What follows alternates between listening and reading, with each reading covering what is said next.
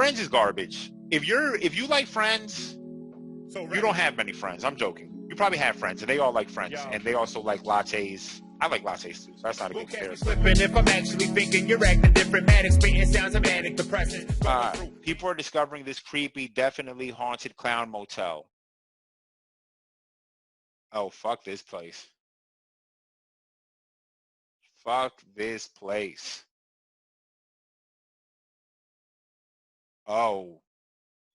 Next to the old Tonopah, I'm sure I'm pronouncing this wrong, next to an old native cemetery, an indigenous, we're not saying Native American on here anymore. Understand that.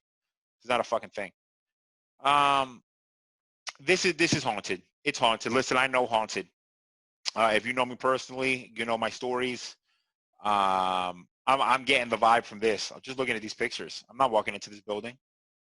Are you crazy? Walk into this building for what? For what? No, you're gonna run into the dead Joker. I'm good.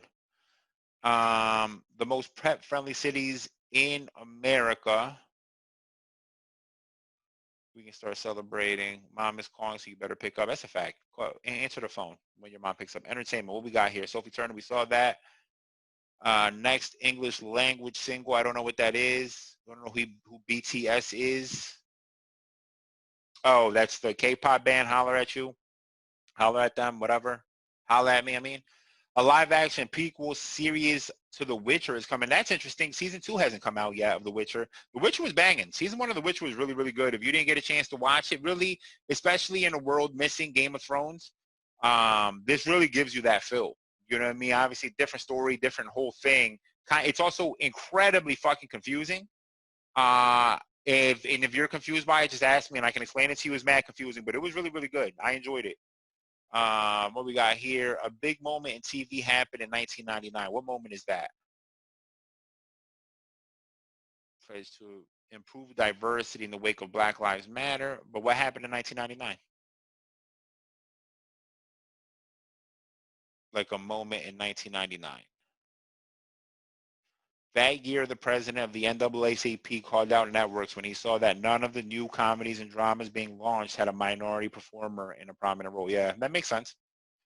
Listen, it took a lot. It takes a lot to get. And you know what? It makes me appreciate Nick at Night a little bit more. Not Nick at Night. I'm sorry. What was Friday night ABC? Remember they used to have, and it was like Boy Meets World, Family Matters. They had Family Matters on there. I think NBC had Fresh Prince, right? Am I tripping? I don't know. But I guess that's good. That's good. We need that. This is some of the best shows. Man, people be sleeping. Like Friends is trash. Let me be clear about something real quick. Friends is trash. Friends is garbage. If you like Friends, you don't have many friends. I'm joking. You probably have friends, and they all like Friends, and they also like lattes. I like lattes too, so that's not a good comparison. Friends was not good. I'm just sorry. Friends was not good. It was not better than Seinfeld. Seinfeld was actually good. Seinfeld also incredibly white, so I get it. Friends was whack. And all of those, like, I hate all of those comedies. They were all whack. And then at that time, though, there was Fresh Prince was fire.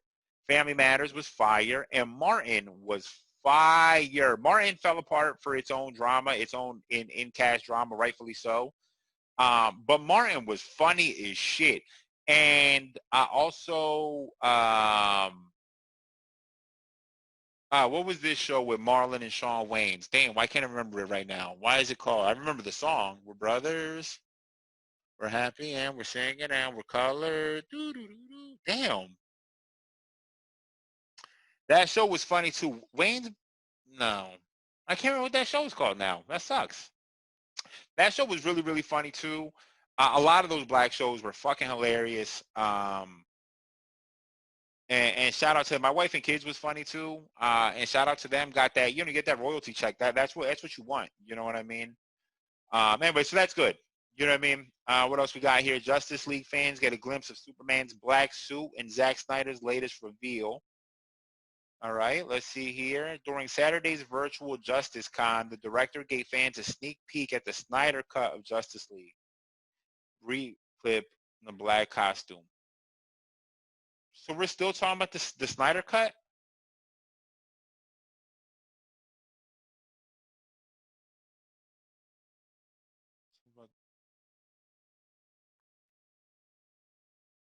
I'm confused. So is the Snyder Cut out or not? I thought it came out. People have been begging for this shit forever. Listen, the Snyder Cut Justice League is essentially the Justice League that Zack Snyder put together that got chopped and ruined apparently into the trash movie. Even, you know, it was entertaining though. It wasn't terrible. It wasn't terrible, but it was entertaining. But it wasn't what Zack Snyder intended. So people are hype on that. Let's see what else we got here. I guess it's coming out next month, according to that. Taylor Swift's Folklore had us all on our feelings. Yo, she has a new album called Folklore. I heard it's pretty hot. Well, hot, whatever. I heard it's a banger. I'll check it out maybe. She's a Sagittarius, I found out recently, so you got to show Sagittarius pride. She did that on Friday on purpose because she thought Kanye was coming out with an album. So she 100% did that to troll Kanye because if she's a Sagittarius, I'm a Sagittarius, I would have done that too. Keanu Reeves brought seriously wholesome vibes to Comic-Con. Keanu Reeves is the shit. Good for Keanu, man. Do your thing. What a second life he's had since John Wick, really, man. What a second life he's had. This great. Oh, Billie Eilish coming out with new music. Good for her. What else we got here? Launches Change Hollywood, calls for, like, Michael B. Jordan's been in the game for a minute. Good for him. My man, hey, do your thing.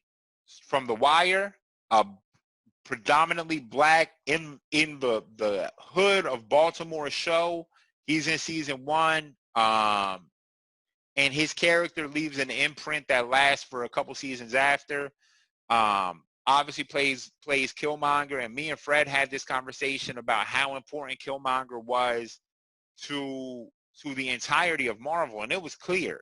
Thanos does not become as acceptable of a villain without Killmonger first, because Killmonger became someone that you could look to and be like, damn, I know he's the bad guy, but I'm low-key rooting for him. And Thanos was that later, and it's because Killmonger. So holla at Michael B. Jordan, good for him.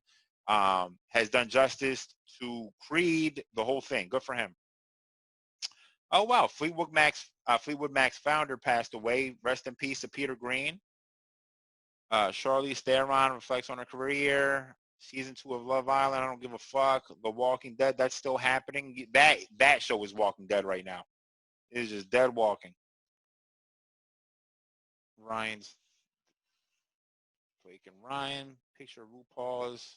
Okay. Scraps upcoming Chris D'Elia prank show. Yeah, well, my man, you know, is problematic to say the best, or to say the least. His only moment, I never found him that funny. His moment was impersonating Eminem. That was his moment, and then now it wasn't worth it that much. Okay, yeah, I think that's it. I think we could stop there, everybody. Which you're gonna see this in a bunch of clips, so stop there. It doesn't even make a difference. Everyone, wash your hands again. Stop being stupid. Stop being dirty. Keep it real, partner. Speaking of that, let's talk about that real quick. I'm sorry.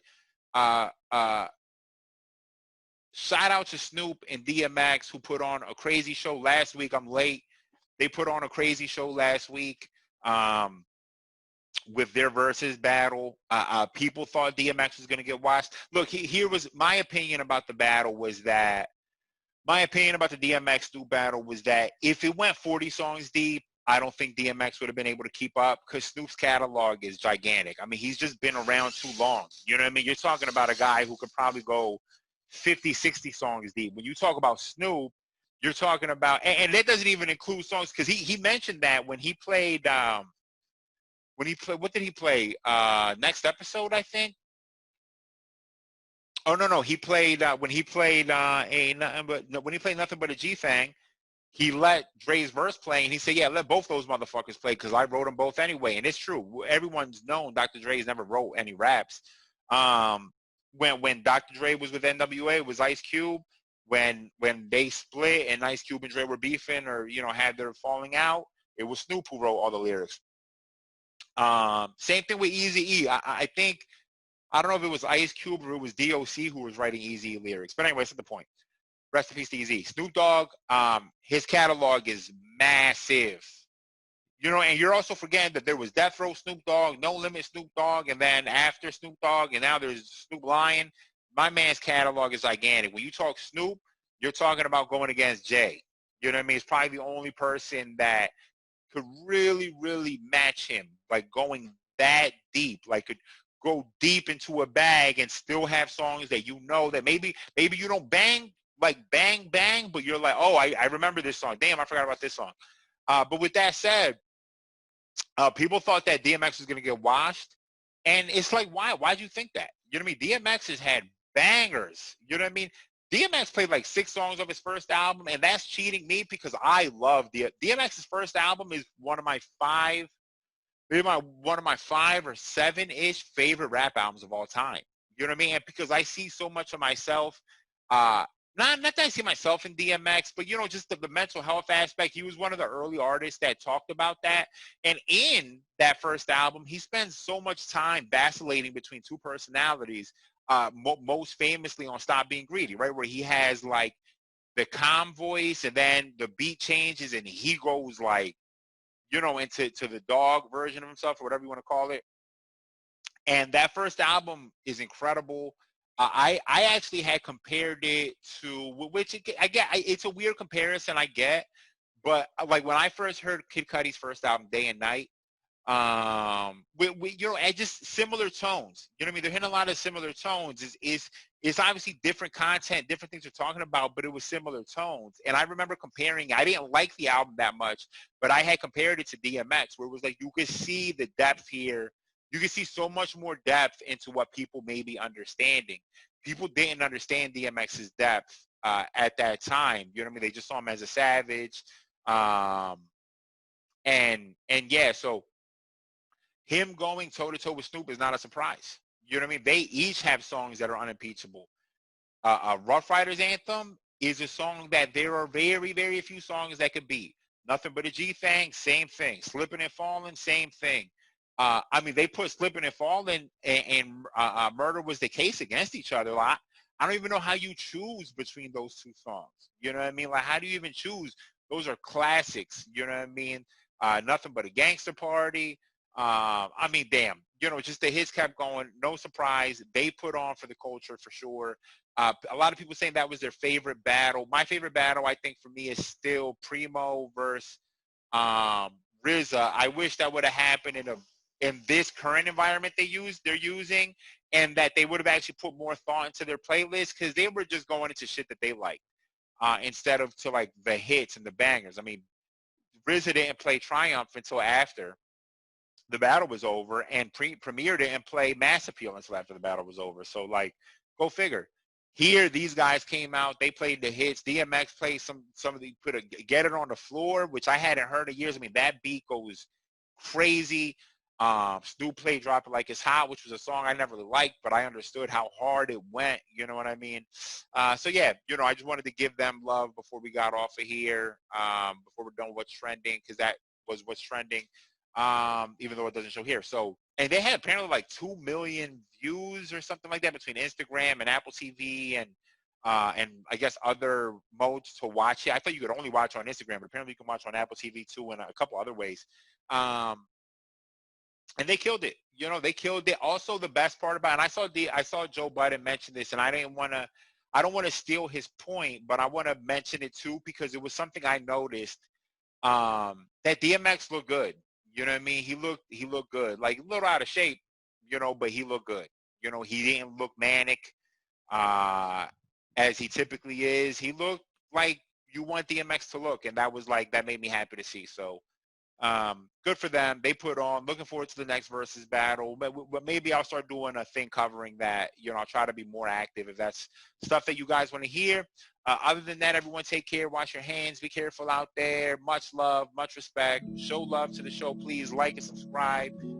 Share it with your people if you think someone would enjoy my bullshit.